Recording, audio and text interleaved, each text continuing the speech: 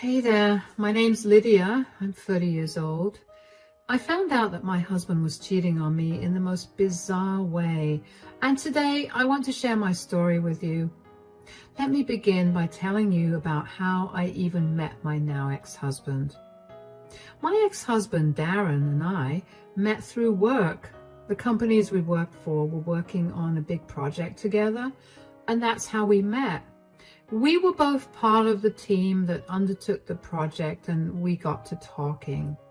We quickly realized we had a lot more in common, and as the months passed, I found myself getting more and more attracted to him. What was most attractive about Darren was his work ethic at that time. He was a real go-getter and did not stop working hard until he completed his task. I liked that. And so after we were done with the project, I asked him out. One date turned into two, and then two to three. And before I knew it, we were in a relationship. Darren remained a charming, hardworking man for the 3 years that we dated. He made sure to always take care of me and always encouraged me to work towards a better future. We moved in after dating for 2 years, and at the end of our third year together, Darren proposed to me. I was over the moon about it and was super excited to marry him. At that time, I envisioned us living comfortable and successful lives. Boy, was I wrong. About a year after we got married, Darren's company began letting people go, and unfortunately, he was one of them. Darren was beyond upset that his company let him go, and honestly, so was I. He was one of the best employees that the company had, and it was super upsetting to see Darren so low. However, the two of us decided that it would be best for Darren to take 3 to 4 months off of work to recuperate from the loss of a job and find his motivation to work again. At that point, I was the only one paying for everything. Darren had money saved up, but by the time we hit the 4th month, his savings were barely there. While I didn't have an issue picking up the bills, the biggest one being the mortgage on the house that I had purchased before Darren and I got together, I did have an issue with Darren lounging around at home all day and doing nothing but playing his video games. Darren would promise me every day that he'd look for a job, but he never did. And even when he did it, he only did it initially after the 3 to 4 months were up. He got rejected by a few companies, and that was it. He gave up. Since I was the only earning member and I didn't earn enough to support the two of us, I had to pick up extra hours at the office. And then when I would get back home, I'd have to do the household chores too. I was almost always too exhausted to do anything else. I tried to talk to Darren about it, but he would always tell me that I did the chores better than he did, which may have been true, but I would have still appreciated him doing something. One day, my tiredness and frustration all came to a head. I had just returned home from a long day at work, and Darren greeted me with a snarky, "Why were you late?" His tone made me so mad, I couldn't help but snap. "Why were you so late?" "I was working." "Why do you work so much? You're barely at home anymore." "Are you serious?" "Whoa, no need to get snappy. I was just feeling hungry and I wanted to have dinner with you. You took a long time to come, and now it's going to take a while for you to cook too. I'm sorry for just asking." "You didn't make anything for us to eat at all?" You know I can't cook."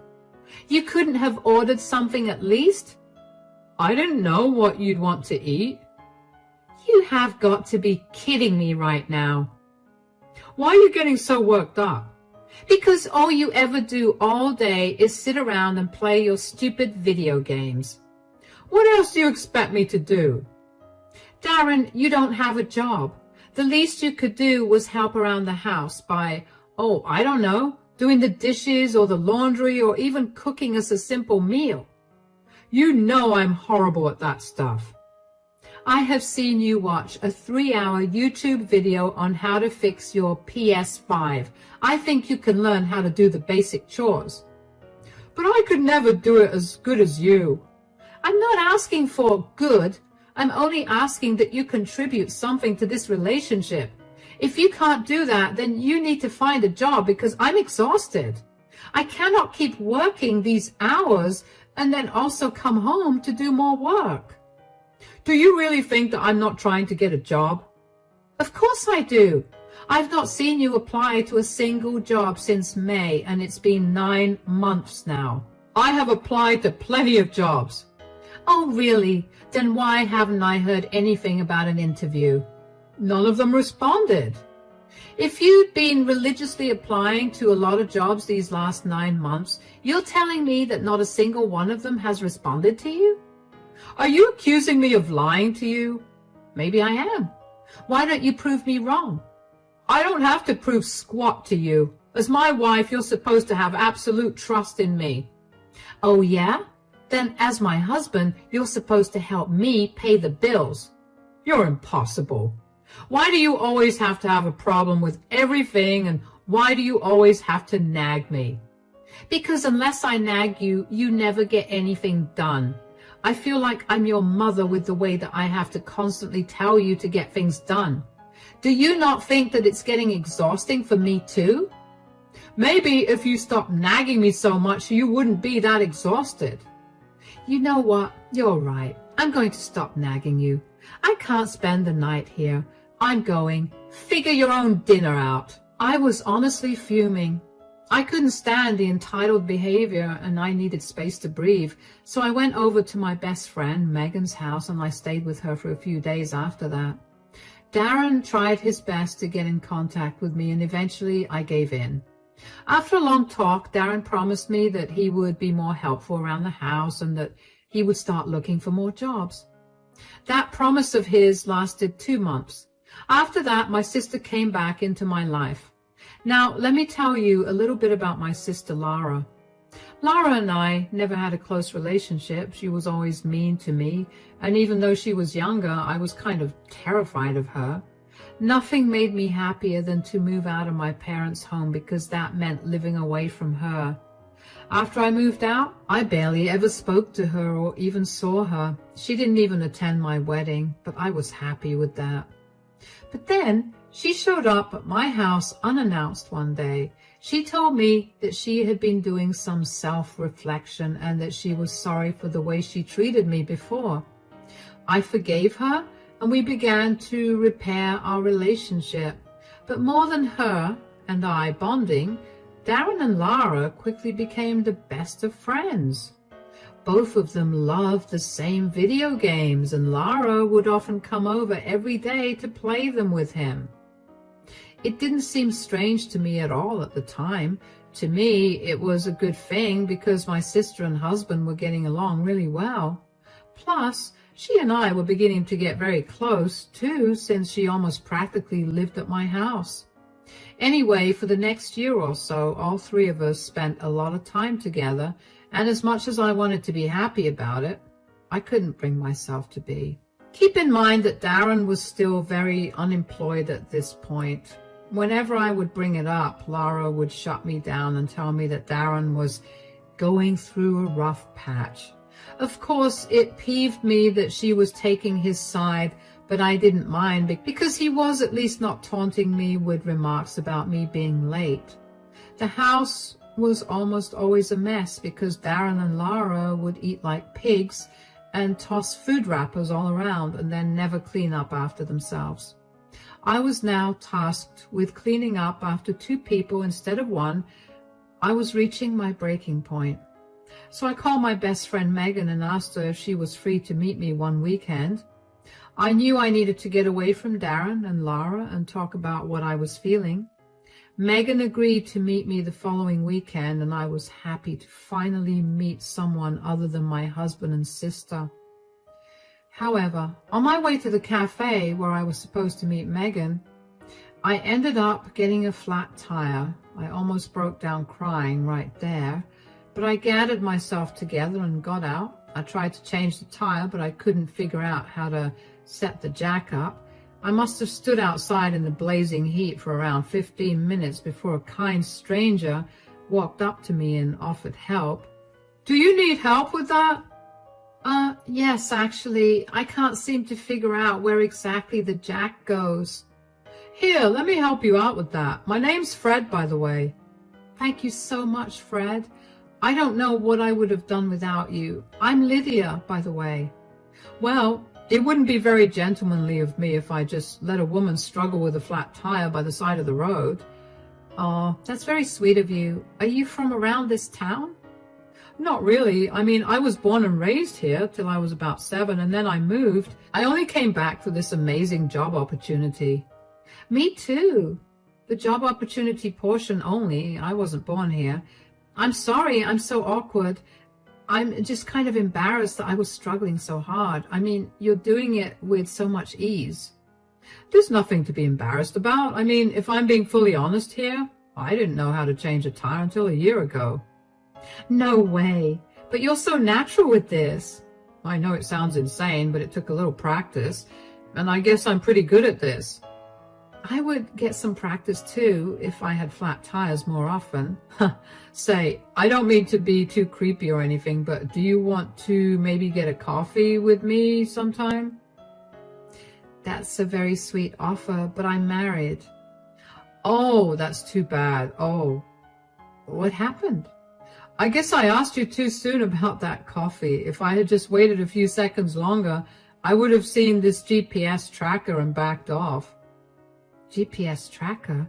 I didn't know that was there. You didn't? Then I guess your husband put it in your car when you weren't aware. Oh my gosh, this is even more embarrassing. I wouldn't say that. Don't worry about it too much. It should be criminal how easy it is to stalk someone these days. In my opinion, you should just have a word about this with your husband. Yeah, I probably will, actually. Anyways, you're all done. Thank you so much again, Fred. I really owe you one. How about you buy me a coffee, but only as friends? Here's my card. Text me whenever. Sure thing. While I was grateful that someone was there to help me out, I couldn't help but think about what the GPS tracker was doing on my car. I couldn't reason out an excuse for Darren to put it on my car at all. I tried to think of when he could have put it on my car, especially since we each have our own cars and very rarely drive each other's cars. The only thing that came to mind was the day he told me that he was going to get my car serviced a year ago, which I found very odd because he was always adamant about me doing that by myself. I couldn't dwell on my thoughts for too long because I reached the cafe. I was a little late and Megan was already seated inside. I rushed in and greeted her. Hello, I'm here. Where were you? I was honestly beginning to panic. I know, I'm so sorry. I got a flat tire and I was struggling to change it. Thankfully, this really nice stranger helped me out. Oh, was he cute? Cut it out, Megan. I'm married. You know I love you, but I do not approve of Darren. I mean, the man lost his job years ago, and he's just mooching off of you at this point. Yeah, but speaking of Darren, I found something odd. What do you mean? When the stranger, his name is Fred, was helping me change my tire, he found a GPS tracker hidden behind the tire. What? Yeah, I mean, do you think it's odd? Because I, for one, sure did not put a tracker on my car. That only leaves Darren. Do you think it's odd? Sweetie, that's beyond worrisome. You need to get to the bottom of this. Okay, so I should talk to him about this, right? No, absolutely not. If you confront him about this directly, he'll lie to you. You need to figure out why he needed to put the tracker on you in the first place. Maybe because he wanted to make sure I was safe, or also that I wasn't lying about where I was going, which is pretty bad. But he's never needed to know my whereabouts before. He barely even asks me where I'm going. Yeah, maybe he needs to know your location because he's hiding something from you, like an affair. Please, that's the last thing he would do. He barely gets out of the house, and the only other woman he talks to is my sister. Wait, why is your sister at your house when you're not there? They like to game together, so whenever she's done with work, she comes over. That doesn't sound odd to you, especially now? I don't want to think about them that way. They're the closest people to me, along with you, of course. They would never, right? We can't say for sure right now, so why don't you make a plan about it? What do I even do? How about you park your car at work on Monday and then take a taxi back home to see what he's up to? This feels wrong. I mean, if nothing is happening, I'll feel horrible. Hey, you're just ruling possibilities out. If you find nothing, which for your sake I hope you don't, then you can just confront Darren about this. You're right, I'll do that. Now, I'm exhausted. Let's get some coffee, shall we? I really did not want to think of anything happening between Darren and Lara. I mean, why would they do something so horrible to me? I had been nothing but kind to both of them, so there should have been no reason to go behind my back that way. But over the weekend, the more that I thought about why Darren would place a tracker on my car, the more I realized that there just weren't enough reasons to justify it. Darren had stopped caring about my whereabouts altogether, and even if he wanted to make sure I was safe, why would he need to hide the fact that he was putting a tracker on my car from me? There was no reasonable explanation at all. When Monday came around, I was anxious to get to the bottom of it all. I called in sick at work and got myself a taxi back home. When I got back home, I noticed that Lara's car was in the driveway. You need to understand that I leave for work at around 8 in the morning, and at 9 a.m., Lara's car was in my driveway. I always assumed that she came over only during the afternoons, but clearly that was not the case. I walked into the house with my heart pounding. At first, everything was quiet, until I heard the sound of the bed in our bedroom creaking. I grabbed my phone and opened the camera. I quietly opened the bedroom door and saw Darren and Lara in bed together. I snapped a few pictures of them. I felt numb at that point. I barely even remember what exactly happened after that, but I also made sure to record the entire conversation that I had with them. I let the two of them know that I was there by clearing my throat. Darren was the first to hear me, and when he saw me there, his face paled. The two of them struggled to cover themselves up entirely. What are you doing here? You were supposed to be at work. I made sure you were. I parked my car at work and took a taxi back home. That's right. I know about the GPS tracker. I came back to see if you were hiding something, but why does that matter? The real question is, what are the two of you doing? What does it look like, Lydia? No, it isn't. It isn't what it looks like. Oh, really? It looks like the two of you are sleeping with each other. What else could this be? It was a mistake. I'm sorry. Please don't leave me. A mistake? No mistake happens every day for a year. This has been going on for a year now?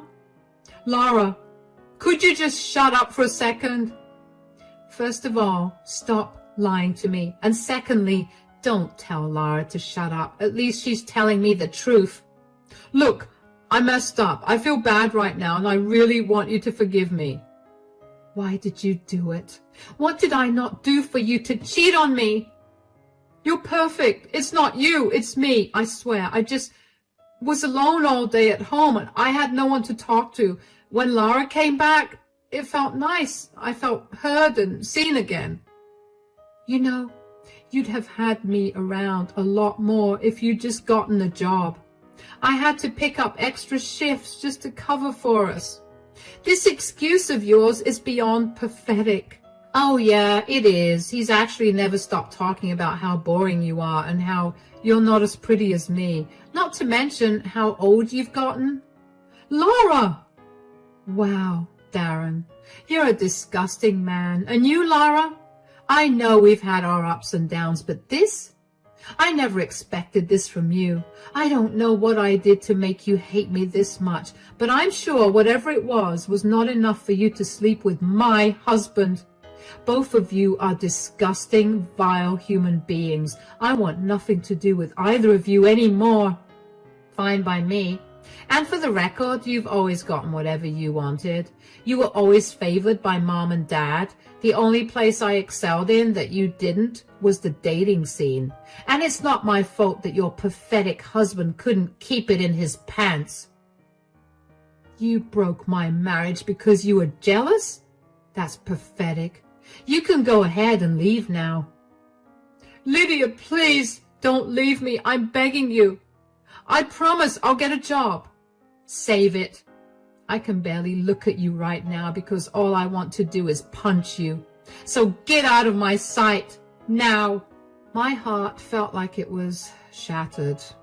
I don't know how I held myself up without sobbing, but I managed to do that until both Darren and Lara left. I couldn't believe that my husband and my sister were sleeping together for a year. After all I did for Darren, this is what I got in return. And Lara? I thought we were finally getting better. But she was only there to sleep with my husband. She just came to me so she could ruin my life yet again. I updated Megan about everything that happened, and she was over at my house in a jiffy. She stayed with me until I was no longer spontaneously weeping, and then also helped me find a good divorce lawyer. It was a great thing that Darren and I hadn't had any kids, because this was the last thing I'd want them to go through. Darren kept trying to contact me and get me to forgive him, but I refused to listen to him. We had thankfully signed prenups before getting married, so there was no issue about the division of assets. My only issue was that Darren refused to sign the divorce papers. I'm just super lucky that I live in a state where if your spouse doesn't respond to the papers, it becomes a no-fault divorce and the judge gets to approve or disapprove of the divorce. With the evidence I had against Darren for his infidelity and his neglect, the judge barely had to think before approving my divorce. Darren had unwittingly sped up the process of our divorce. It wasn't until 2 months later that he even realized that we were divorced. The only way he found out was because his mother called me to ask me how I could be so crappy to him.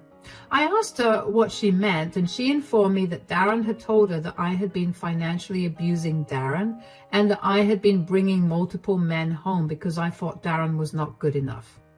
Of course, I was enraged, and I told her the truth and informed her that we'd been divorced already. I sent her the proof of Darren's affair as well. Let's just say that was not a good thing for Darren. He showed up at my door 3 days later looking miserable. What are you doing here? Did you take pictures of Lara and me that day? Whoa, why are you asking me that? Because my parents found out and now they've kicked me out of the house. Oh yeah, I did. I initially was not going to, but then I found out that you'd been telling them that I accused you of cheating on me and then did not believe you when you told me otherwise. I had to defend my honor, so I sent them the picture. What is wrong with you? I have no house and no money to go anywhere. Oh, you should have thought of that before you cheated on me with my sister. I told you that I felt sorry for what I did. Feeling sorry doesn't erase what you did. You are the only one to blame for where you are right now. Fine, but I'm moving back in here. No, you're not. I have nowhere to go. Do you really not feel an ounce of sympathy or pity for me? Why should I? I was the one that worked my butt off to provide for both of us. I barely slept for 2 years just so we could have food on our plates. I sacrificed everything to give us a comfortable life. And all for what? For you to cheat on me? Did you care about me when you were sleeping with my sister? You put a tracking device on my car, for crying out loud. It was a mistake. No, that was not a mistake. Do you know what was a mistake, though? Me trusting you. Me covering for you for years when you didn't have a job. I should have left you as soon as I realized that you were never actually going to look for another job. I was a stupid fool for doing that. But now I've learned from my mistake, and I'm not letting you back into my life ever again. You can't just throw away a 6-year relationship like that. Come on, everybody makes some mistakes. I promise I won't do this again. Please just let me live here till I get back on my feet. I promise I'll look for a job.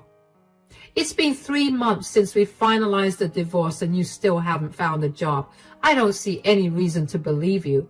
Now get off my property. I'm tired from work and I don't want to deal with you. Figure your things out by yourself. Goodbye. I couldn't believe the audacity that Darren had to come back to me after we got divorced, only to beg me to give him a roof over his head. I gave him a roof over his head for 2 years too long before I realized I was getting scammed.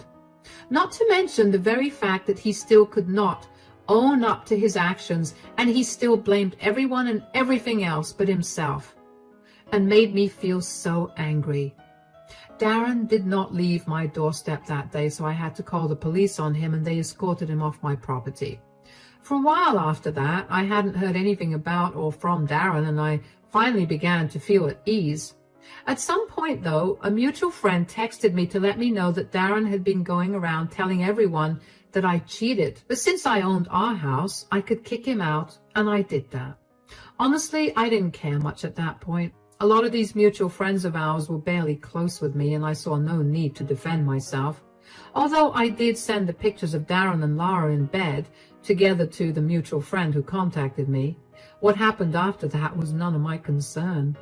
Of course, the truth spread like wildfire among them, and a lot of them reached out to me to check in on me.